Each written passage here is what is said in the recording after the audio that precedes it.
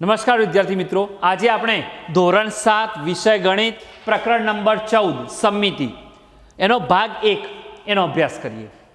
વિદ્યાર્થી મિત્રો, અગાઉના ધોરણમાં તમે સમિતિ વિશે શીખી ગયા છો।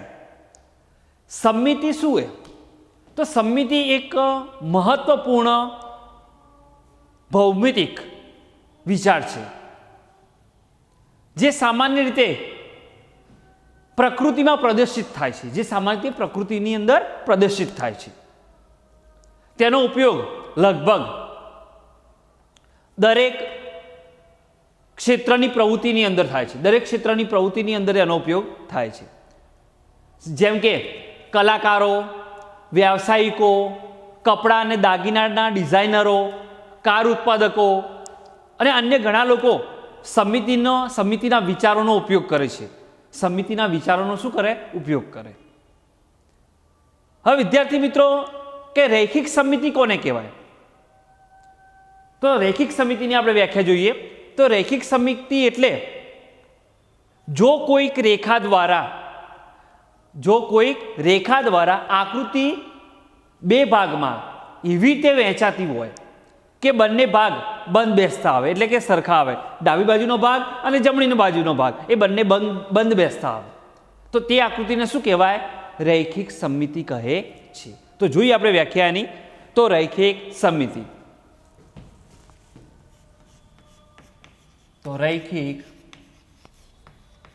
સમિતિ,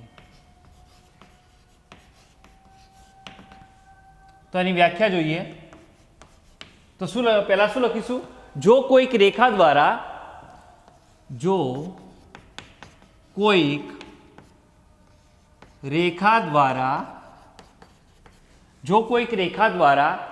આકૃતિ બે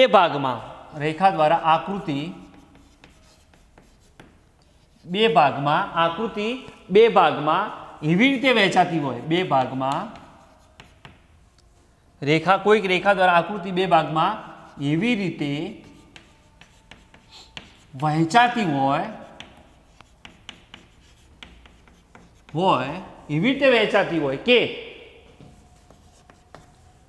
વહેંચાતી હોય કે બંને ભાગ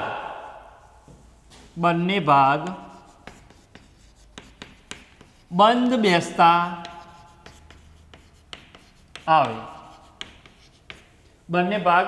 બેસતા આવે, તો તે આકૃતિને શું કહેવાય? રૈખિક સમિતિ કહે છે। રૈખિક સમિતિ કહે છે।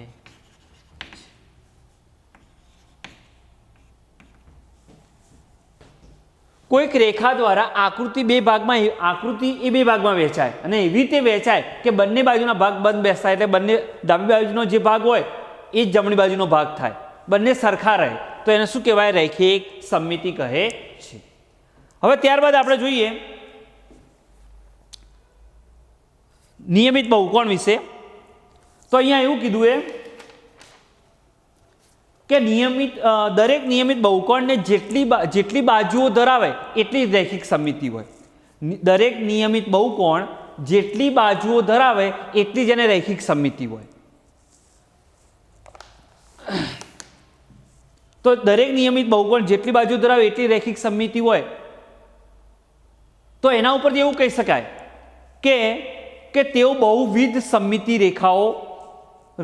રેખા ધરાવે છે, બરોબર? તો જોઈએ તો એવું કીધું કે નિયમિત બહુકોણ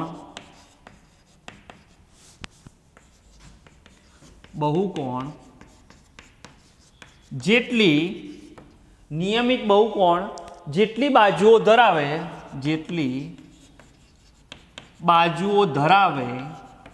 તેટલી રૈખિક સમિતિ હોય। રૈખિક સમિતિ જોવા મળે છે અથવા હોય છે। જેટલી બાજુ હોય એટલી રૈખિક સમિતિ હોય, એટલે રૈખિક સમિતિ ધરાવે છે, રૈખિક સમિતિ જોવા મળે છે તો ધરાવે છે। નિયમિત બહુકોણ. તો નિયમિત બહુકોણ કોને કહેવાય? તો કે જે બહુકોણની બધી બાજુઓ સરખી હોય, જે બહુકોણની બધી જ બાજુઓ સરખી હોય એને કહેવાય નિયમિત બહુકોણ. અને નિયમિત બહુકોણ જેટલી બાજુઓ ધરાવે એને કહેવાય જેટલી બાજુઓ ધરાવે તેટલી રેખિક સમમિતિ ધરાવે. જેટલી બાજુઓ હોય એટલી રેખિક સમમિતિ હોય. તો નિયમિત બહુકોણની અંદર ત્રિકોણ, ચતુષ્કોણ, પંચકોણ, ષટકોણ આ બધા શું કહેવાય? નિયમિત બહુકોણ કહેવાય. તો જોઈએ આપણે. તો અહીંયા એના ઉદાહરણ થોડા જોઈ લઈએ. તો પહેલું જોઈએ સમબાજુ ત્રિકોણ.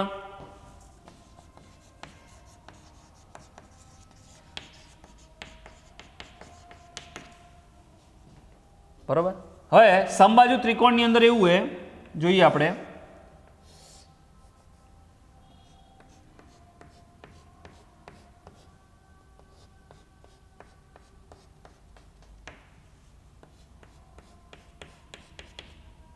તો અહીંયા તમે જો સમબાજુ ત્રિકોણ એ નિયમિત બહુકોણ કહેવાય. અને એને તમે જુઓ કે ત્રણ રેખિક સમમિતિ જોવા મળે છે.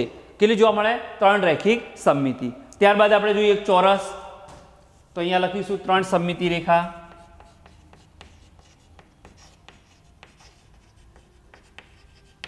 ત્રણ સમમિતિ રેખા. ત્યારબાદ આપણે જોઈએ ચોરસ.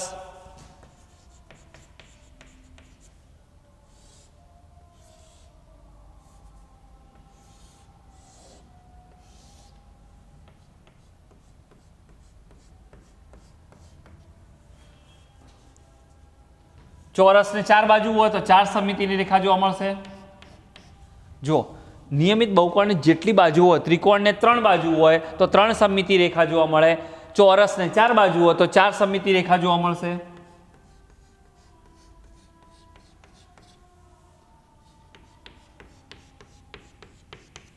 તો અહીંયા 4 સમમિતિની રેખા જોવા મળે.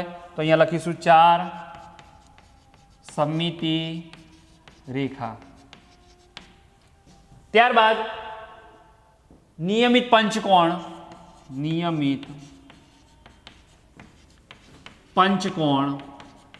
તો ત્યારબાદ આપણે પંચકોણ, નિયમિત પંચકોણ, ત્યારબાદ આપણે પંચકોણ દોરીએ.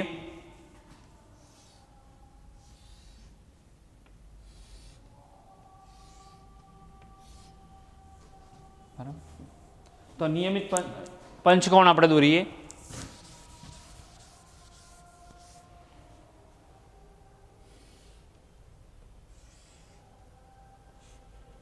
તો અહીંયા તમે જુઓ એને 5 જોવા મળશે. તો જોઈએ આ એક સમમિતિની રેખા, પછી અહીંયા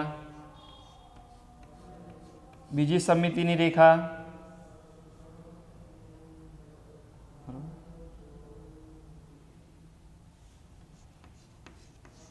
ત્રણ સમમિતિની રેખા, બરાબર, પછી 4 સમમિતિની રેખા અને આ એક 5 સમમિતિની રેખા. તો અહીંયા 5 સમમિતિની રેખા જોવા મળશે. કેમ કે એને 5 બાજુ હોય. નિયમિત પંચકોણ એને 5 બાજુ એટલે 5 સમમિતિ રેખા. હવે જોઈએ નિયમિત ષટકોણ.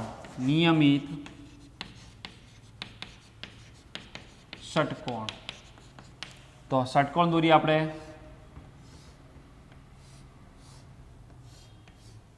તો અહીંયા 6 બાજુ હોય એટલે 6 સમમિતિની રેખા જોવા મળશે. 2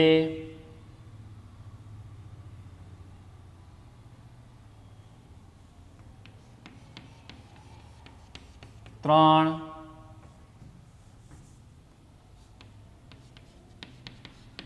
4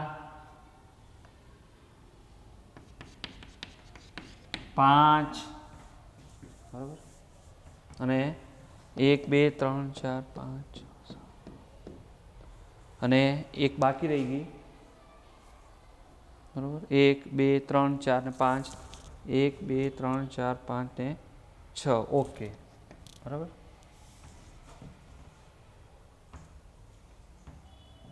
આવશે ને અહીંયા.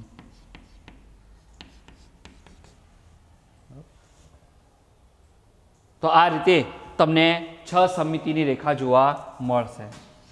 6 સમિતિ રેખા. બરાબર. અહીંયા તમે જુઓ. ઓકે. હવે જુઓ અહીંયા ધ્યાન.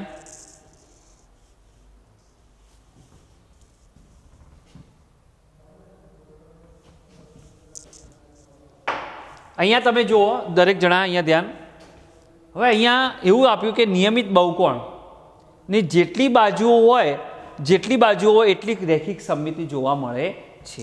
તો અહીંયા સમબાજુ ત્રિકોણ આપણે લીધો, એમાં 3 બાજુ હોય, 1 2 3, તો 3 સમમિતિની રેખા જોવા મળી. ચોરસને 4 બાજુ હોય તો 4 સમમિતિ રેખા જોવા મળી. નિયમિત પંચકોણને 5 બાજુ હોય તો 5 સમમિતિની એક રેખા જોવા મળી. બરાબર. નિયમિત ષટકોણે તો 6 સમમિતિની રેખા જોવા મળે. અહીંયા જો 6 બાજુ 1 2 3 4 5 અને 6.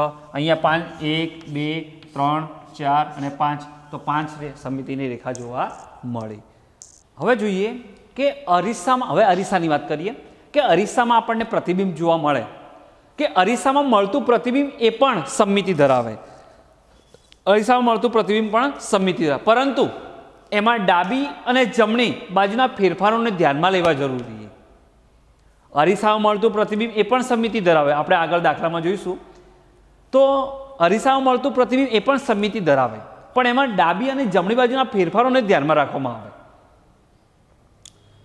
તો હવે જોઈએ આપણે સ્વાધ્યાય 14.1.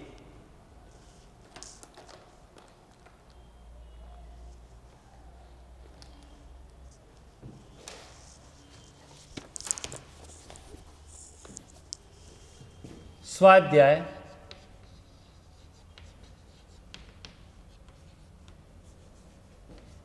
14.1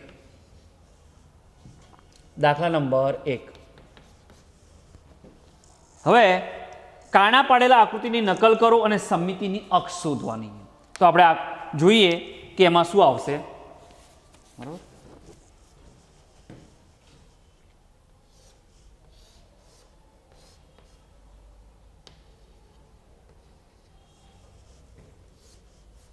સમમિતિની અક્ષ શોધવાની છે.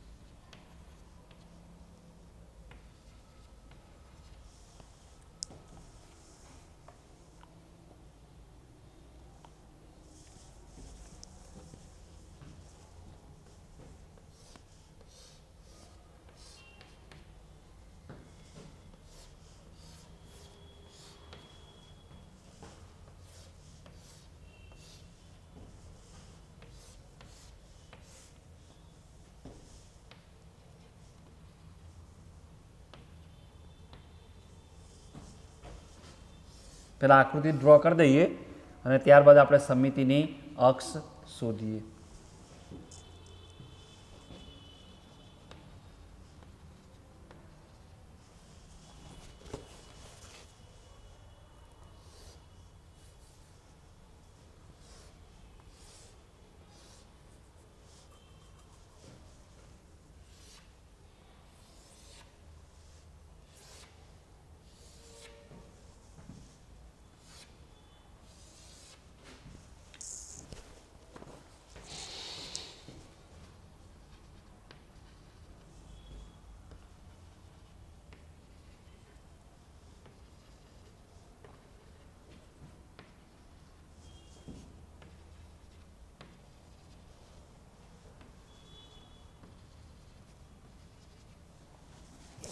હવે આ દાખલાની અંદર આપણે સમમિતિની અક્ષ શોધીએ.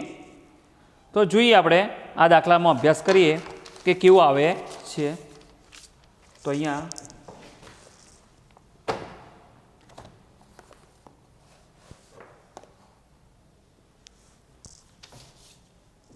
અહીંયા પહેલા સમમિતિની અક્ષ, સમમિતિ પહેલાં એવું કીધું એ રકમની અંદર કે સમમિતિની અક્ષ સમિતિ કાણા પાડેલા આકૃતિની નકલ કરો અને સમિતિની અક્ષ શોધો. તો અહીંયા સમિતિની અક્ષ દર્શાવવામાં આવી, બરાબર.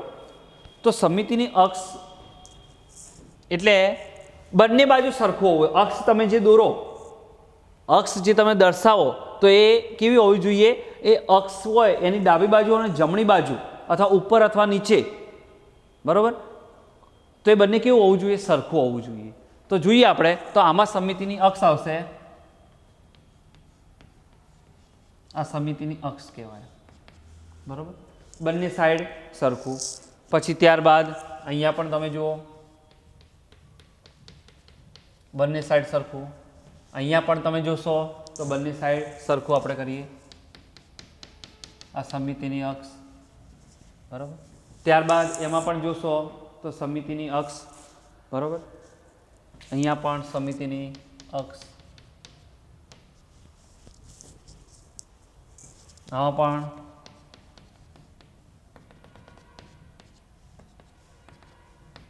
સમિતિની અક્ષ,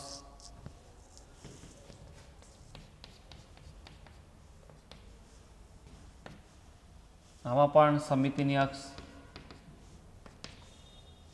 આમાં પણ સમિતિની અક્ષ, આમાં પણ સમિતિની અક્ષ આવશે. અહીંયા પણ સમિતિની અક્ષ, આમાં પણ સમિતિની અક્ષ,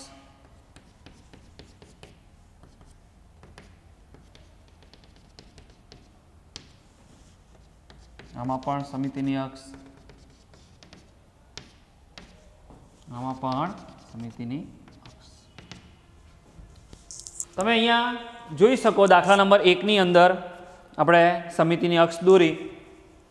તમે અહીંયા જુઓ કે સમિતિની અક્ષ એટલે કે આ જો સમિતિની અક્ષ કહેવાય, એમાં ડાબી બાજુ જુઓ ને જમણી બાજુ સરખું હોય.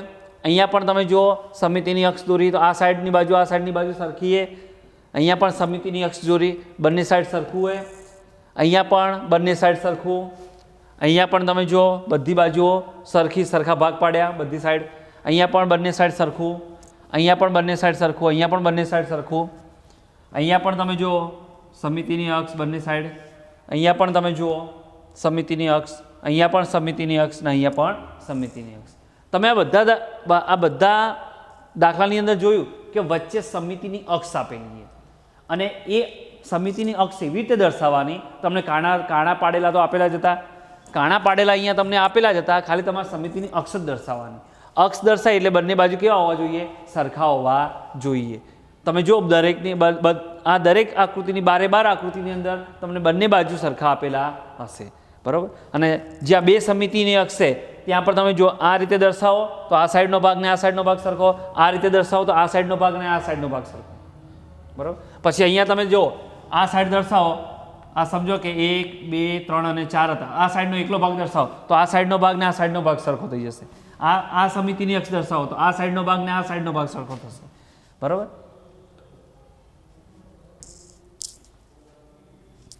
હા, અહીંયા એક રહી ગયું હતું આ રીતે.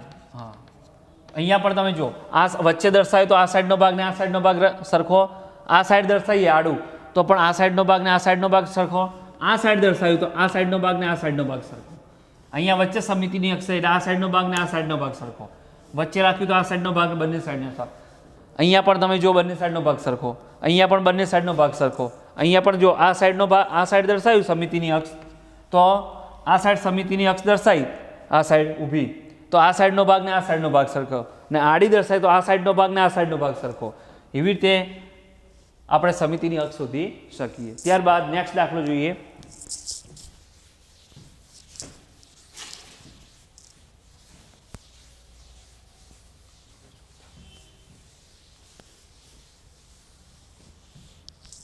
હવે જોઈએ દાખલા નંબર 2.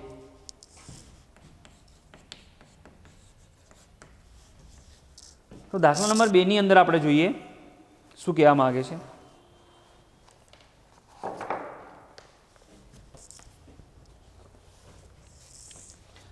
આપેલી સમિતિની રેખા દ્વારા બાકીના કાણા શોધો. હવે એનાથી ઊંધું, પહેલા દાખલાથી ઊંધું. સમિતિની અક્ષ આપેલી છે તો કાણા શોધવાના.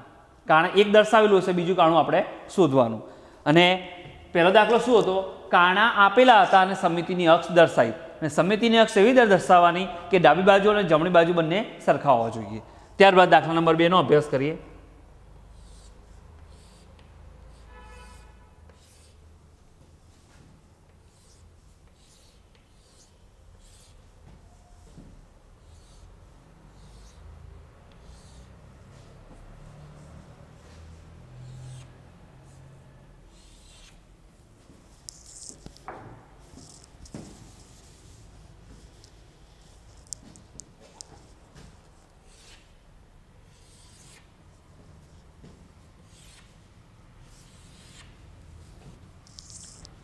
હવે અહીંયા સમિતિની અક્ષ દર્શાવીએ.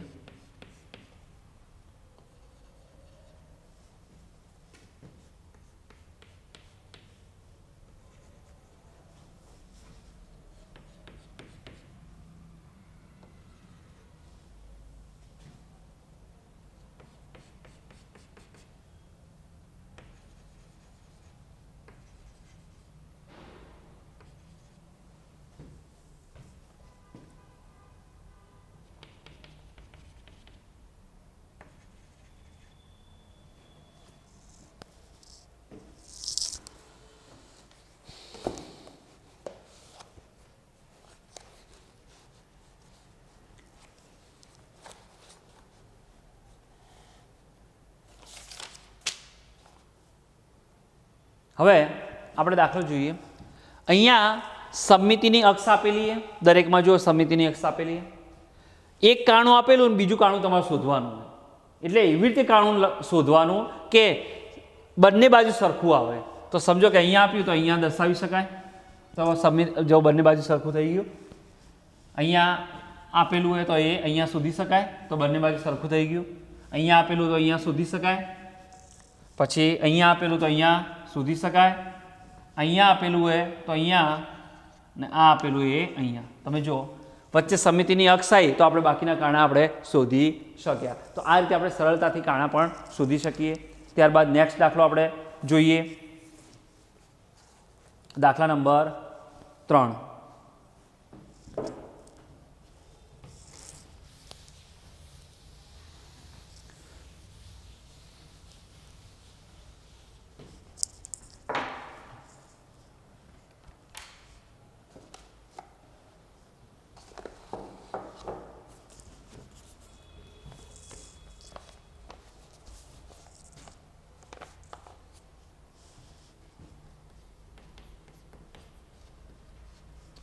નીચેની આકૃતિમાં અરીસાની રેખા તૂટક રેખા વડે દર્શાવવામાં આવી છે. નીચેની આકૃતિમાં અરીસાની રેખા એટલે કે સમમિતિની રેખા, અરીસાની રેખા એટલે કે સમમિતિની રેખા તૂટક રેખા વડે દર્શાવવામાં આવી છે. તૂટક રેખા એટલે કે અરીસાની રેખા એટલે તમારે અહીંયા સમમિતિની રેખા સમજવાની. અને તૂટક રેખા પર પ્રતિબિંબ વડે દરેક આકૃતિને પૂર્ણ કરો. અને શું તમે પૂર્ણ કરેલી આકૃતિનું નામ ફરીથી યાદ કરી શકશો? તો જોઈએ આપણે.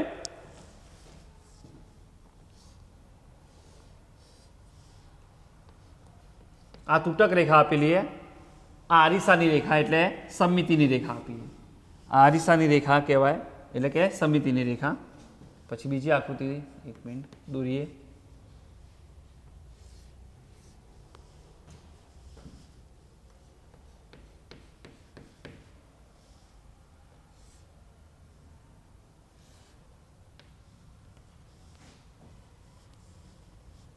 પછી ચોથી આકૃતિ દોરીએ.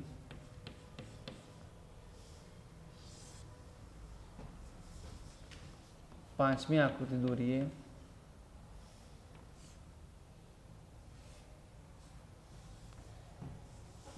ને અહીંયા છઠ્ઠી આકૃતિ દોરીએ.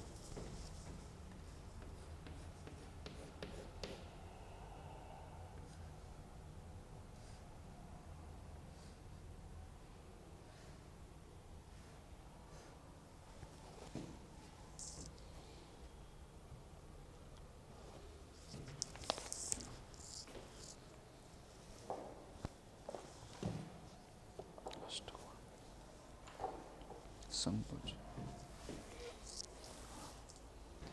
તો અહીંયા આ બીજી આકૃતિ આવી રીતે સેમ દોરી શકાય. જેવી ડાબી બાજુ આપીએ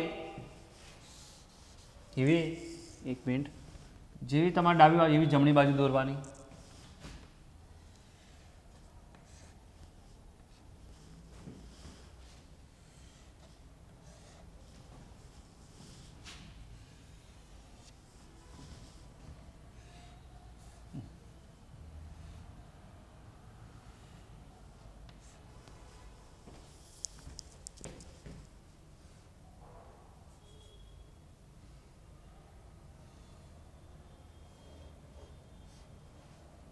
તો આ રીતે આપણે આકૃતિ પૂર્ણ કરી. હવે આપણે દરેકના નામ લખીએ. તો પહેલું લખીએ ચોરસ, બીજું આવશે ત્રિકોણ, સમબાજુ ચતુષ્કોણ,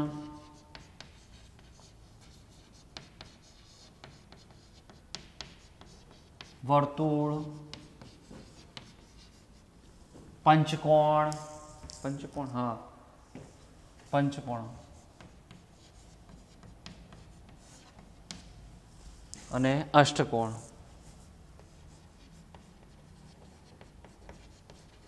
તો આ રીતે આપણે આકૃતિ પૂર્ણ કરી અને આપણે નામ આપી શક્યા. ત્યારબાદ હવે જોઈએ આપણે દાખલા નંબર 4.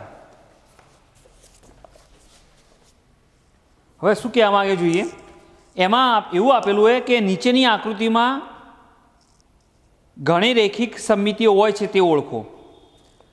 અને એવું કીધું કે નીચેની આપેલી આકૃતિઓ એક કરતાં વધારે સમમિતિની રેખા ધરાવે છે. આવી આકૃતિઓ ઘણી રેખિક સમમિતિ ધરાવે છે એવું કહેવાય.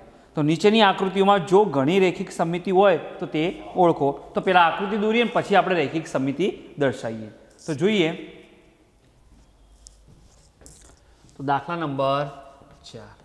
હવે જે આકૃતિ દોરું અને એની આપણે શું દર્શાવવાનું હોય, રૈખિક સમમિતિ. બરાબર, કેટલી રૈખિક સમમિતિ આવે, બરાબર, એ આપણે અભ્યાસ કરીએ. બરાબર, કે આ આકૃતિને સમમિતિની કેટલી રેખાઓ છે. બરાબર, પહેલી આકૃતિ છે એને આકૃતિની કેટલી સમમિતિની રેખાઓ છે એ આપણે જોઈએ.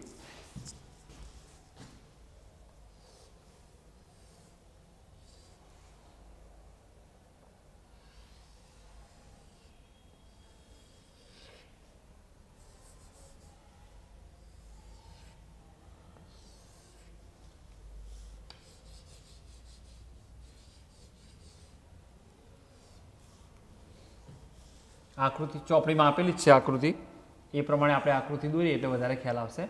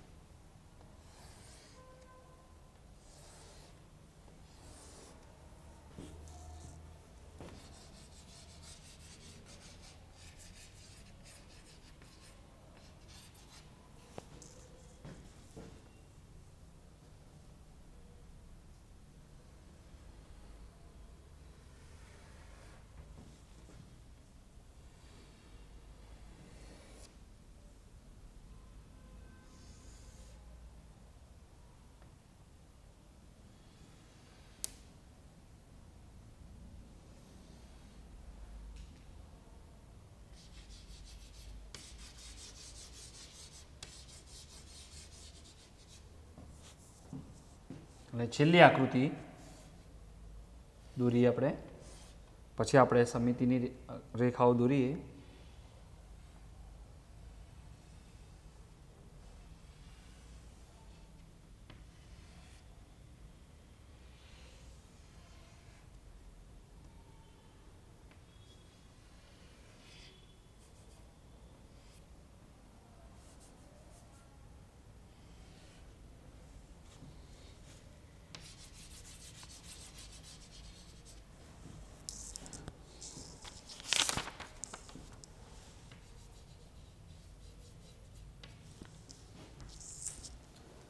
હવે આપણે આને સમિતિની રેખાઓ દોરીએ.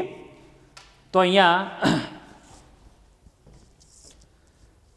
આ ત્રિકોણ જે આપેલો છે એની દોરીએ સમિતિની રેખા. તો અહીંયા 1, પછી 2 અને પછી આ 3. તો આને કેટલી સમિતિની રેખા આવશે? 3 સમિતિની રેખા આવશે. ત્રિકોણને 3 સમિતિની રેખા. ત્યારબાદ આપણે આપેલું આકૃતિ આને દોરીએ. તો આને 1 અને આ 2, એને કેટલી હોય? 2 સમિતિની રેખા હોય. અમે જો આ સાઈડનો ભાગ કરીએ, આ સાઈડનો ભાગ અને આ સાઈડનો ભાગ સરખો, આ સાઈડ કરીએ તો આ સાઈડનો ભાગ અને આ સાઈડનો ભાગ સરખો. ત્યારબાદ આમાં 3 આવશે. ત્રિકોણ હોય એટલે 3, 1, 2 અને 3. આને કેટલી સમિતિની રેખા હોય? 3. તો આને સમિતિની રેખા કેટલી?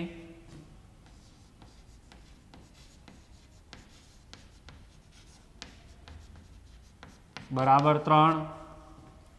આને 2 સમિતિની રેખા, આને 3. બરાબર. ત્યારબાદ આને જોઈએ 2. તો અહીંયા તમે જુઓ 1, આ સાઈડનો ભાગ જુઓ અને આ સાઈડનો ભાગ જુઓ સરખો. આ એક સમિતિની રેખા દોરી અને આ સાઈડ દોરી આપણે 1, આ બીજી. તો આ સાઈડનો ભાગ જુઓ અને આ સાઈડનો ભાગ જુઓ. પહેલા એક સમિતિની રેખા દોરો એટલે આ સાઈડનો ભાગ જોવાનો, આ વચ્ચે આ સાઈડ સમિતિની રેખા દોરી, આ સાઈડનો ભાગ જો, આ સાઈડનો ભાગ જો. બીજી દોરી, આ સાઈડનો ભાગ જો, આ સાઈડનો ભાગ સરખા હોવા જોઈએ. તો આમાં કેટલી આવશે? 2. ત્યારબાદ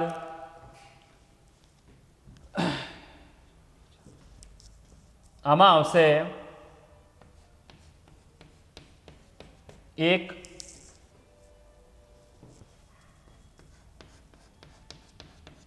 2, 3 અને 4. 4 સમિતિની રેખા આવશે. એક આ સાઈડ આવશે, એક આ સાઈડ આવશે, એક આ સાઈડ અને એક આ સાઈડ. આ રીતે સમિતિની રેખાઓ 4 બનશે. આમાં આવશે 1 એટલે અહીંયા સમિતિની રેખા 4. આમાં આવશે 1 બરાબર અને આમાં આવશે 4. 1, 2, 3 અને 4. આ 4 સમિતિની રેખા આવશે. તો કેટલી આવશે? અહીંયા 4. જોઈ લેવાનું કે બંને સાઈડ ભાગ બંધ બેસતા આવે છે કે નહીં. અહીંયા 4 આવશે. તમે જો અહીંયા વચ્ચે 1 એટલે આ સાઈડનો ભાગ ને આ સાઈડનો ભાગ સરખો, આ સાઈડ 2 ઉપરનો ભાગ ને નીચેની સાઈડનો ભાગ સરખો, આ સાઈડ આડો 3 તો આ સાઈડનો ભાગ ને ઉપરનો સાઈડનો ભાગ સરખો, અને આ સાઈડ તો આ સાઈડનો ભાગ અને આ સાઈડ. આ રીતે આપણે સમિતિની રેખાઓ શોધી શકીએ. સમિતિની રેખાઓ આપણે બધાને શોધી. હવે ત્યારબાદ આગળ દાખલો જોઈએ.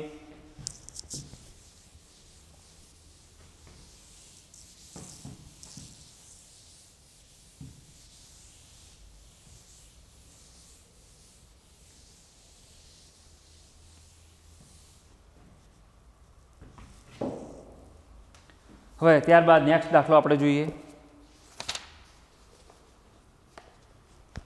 હવે દાખલા નંબર 7. તો દાખલા નંબર 7 શું કહેવા માંગે? તો જોઈએ.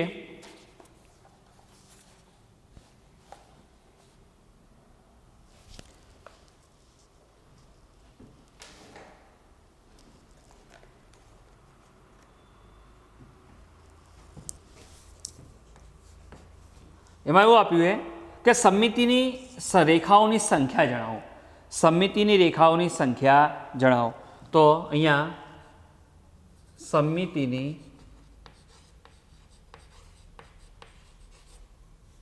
રેખાઓની સંખ્યા જણાવો. એમાં એ સમબાજુ ત્રિકોણ, પછી બી સમદ્વિબાજુ ત્રિકોણ,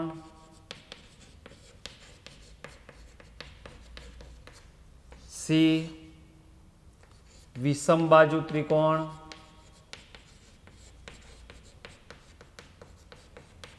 ડી ચોરસ, ઈ લંબચોરસ, એફ સમબાજુ ચતુષ્કોણ,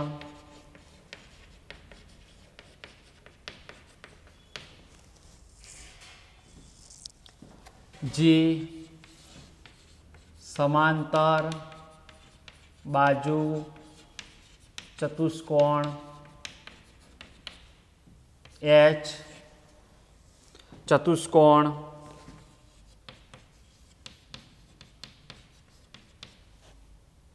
આઈ નિયમિત અષ્ટકોણ,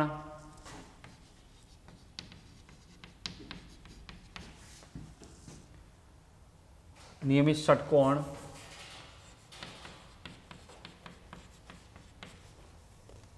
અને જે વર્તુળ. હવે જોઈએ જે આપણે સમમિતિની રેખાઓની સંખ્યા જણાવતી. તો સમબાજુ ત્રિકોણ, સમબાજુ એટલે બધી બાજુ સરખી, એટલે ત્રિકોણ હોય તો 3, તો એની સમમિતિની રેખા શું આવશે? 3. સમદ્વિબાજુ, તો સમદ્વિબાજુને 1, કેટલી આવશે? 1. વિષમબાજુ, વિષમબાજુને કોઈ પણ બાજુ ના હોય. સમદ્વિબાજુ ત્રિકોણને બે બાજુઓ સરખી, સમદ્વિબાજુ ત્રિકોણમાં બે બાજુ સરખી હોય એટલે વચ્ચે એક જ આવે, બરાબર. ને સમબાજુ ત્રિકોણ એટલે બધી બાજુ સરખી એટલે 3 આવે. વિષમબાજુ ત્રિકોણ એટલે એક પણ બાજુ સરખી ના હોય એટલે એની આવશે 0. ચોરસ, ચોરસમાં 4 બાજુ 4, લંબચોરસમાં 2, સમબાજુ ચતુષ્કોણમાં 2. સમબાજુ ચતુષ્કોણ હોય ને એમાં 2 હોય. કેટલા હોય? 2. હવે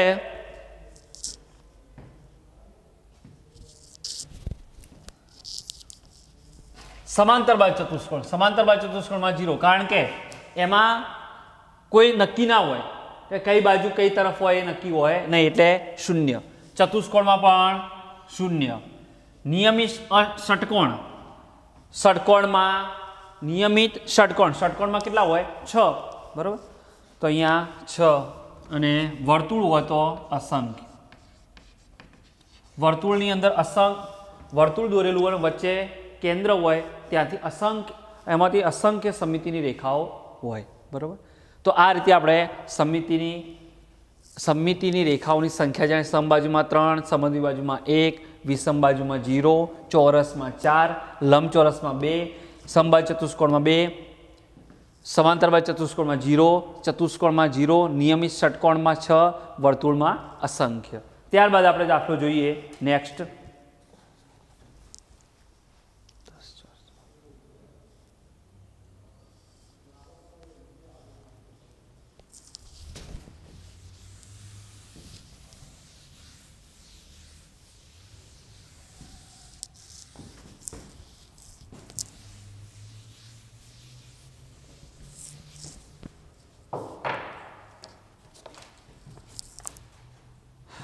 દાખલા નંબર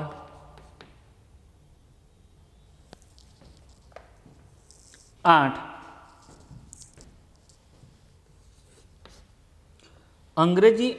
અંગ્રેજી મૂળાક્ષરના દાખલા નંબર 8.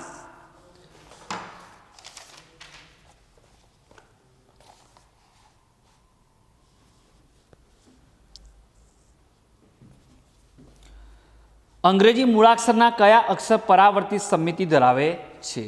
તો અંગ્રેજી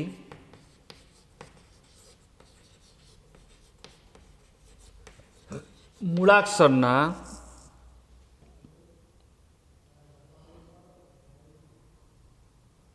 કયા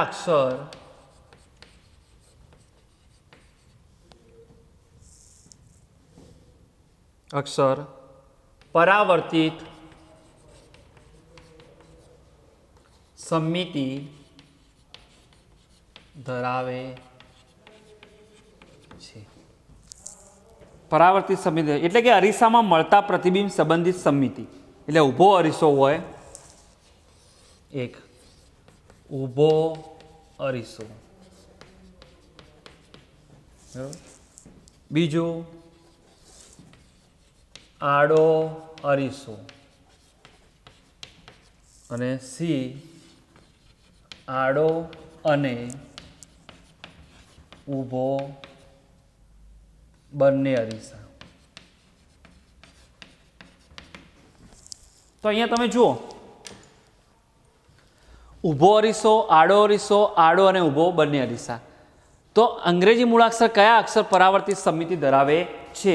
અને અહીંયા એવું કીધું કે અરીસામાં મળતા પ્રતિબિંબ સંબંધિત સમિતિ. અરીસામાં મળતા પ્રતિબિંબ સંબંધિત સમિતિ. તો ઊભો અરીસો હોય તો એના અંદર A H I M O T U V W X Y. એક A H I M O T U V W X Y. આ મૂળાક્ષર તમને એ ઊભા અરીસાની અંદર પરાવર્તિત સમિતિ ધરાવે છે. ઊભા અરીસામાં પરાવર્તિત સમિતિ ધરાવે. હવે કયા અક્ષર અંગ્રેજી મૂળાક્ષરનો કયા અક્ષરો પરાવર્તિત સમિતિ ધરાવે? તો ઊભા અરીસાની અંદર A H I M O T U V W X Y. તો આડા અરીસાની અંદર કયા મૂળાક્ષરો પરાવર્તિત સમિતિ ધરાવે? તો B C D E H I O X. બરાબર.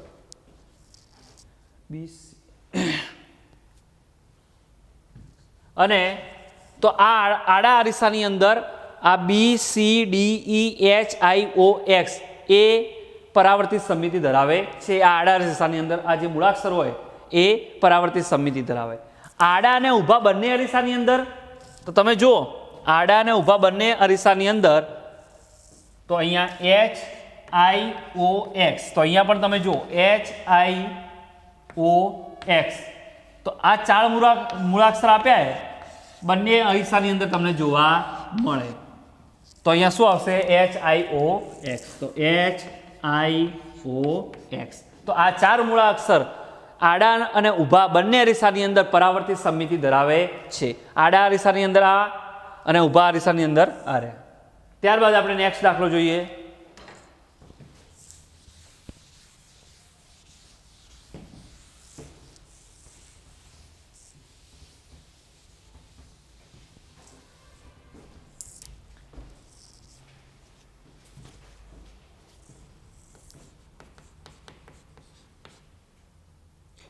નીચેની આકૃતિઓ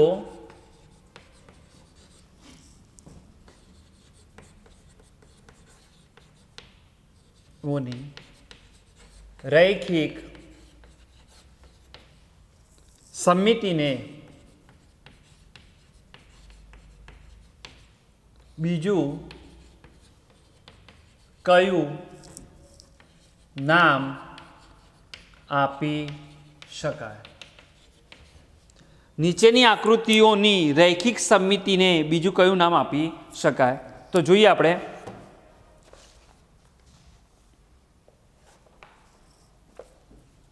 તો પહેલું આપેલું છે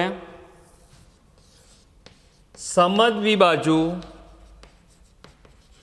ત્રિકોણ, અને બીજું આપેલું છે બી વર્તુળ. તો આપણે જોઈએ બંને. તો અહીંયા સમદ્વિ બાજુ ત્રિકોણ, તો નીચેની આકૃતિની રેખિક સમમિતિને બીજું કયું નામ આપી શકાય? તો સમજો કે આ સમદ્વિ બાજુ ત્રિકોણ છે અને વચ્ચે આપણે દોરી રેખિક સમમિતિ. સમદ્વિ બાજુ ત્રિકોણને એક જ રેખિક સમમિતિ હોય. સમમિતિની રેખા કેટલી હોય? સમદ્વિ બાજુ ત્રિકોણને એક જ સમમિતિની રેખા હોય, એક જ સમમિતિની રેખા હોય. આ એક દોરી છે સમદ્વિ બાજુ ત્રિકોણને.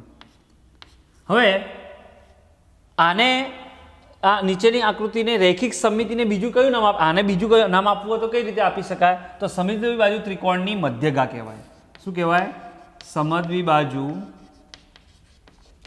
ત્રિકોણની મધ્યગા કહેવાય.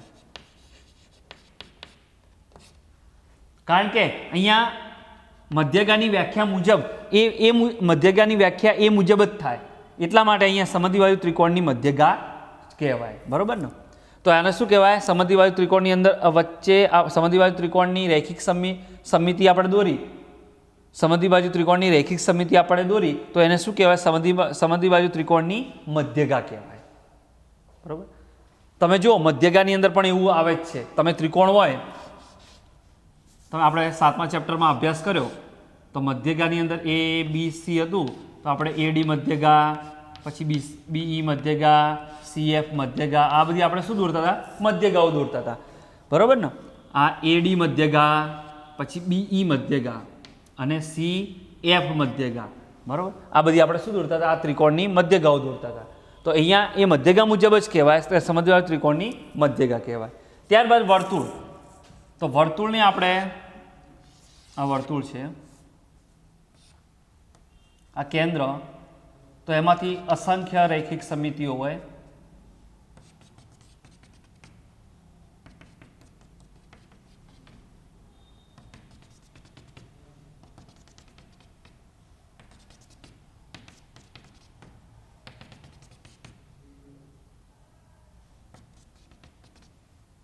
તો આપણે આ રૈખિક સમમિતિ દોરી.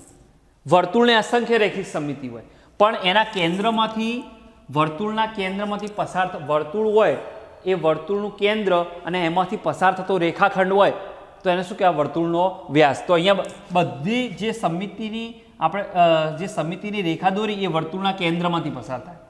સમમિતિની જે રેખા દોરી, આ બધી સમમિતિની રેખાઓ દોરી અસંખ્ય, એ વર્તુળના કેન્દ્રમાંથી પસાર થાય તો એને શું કહેવાય? વર્તુળનો વ્યાસ. તો અહીંયા શું આવશે? એને વર્તુળનો વ્યાસ કહે છે.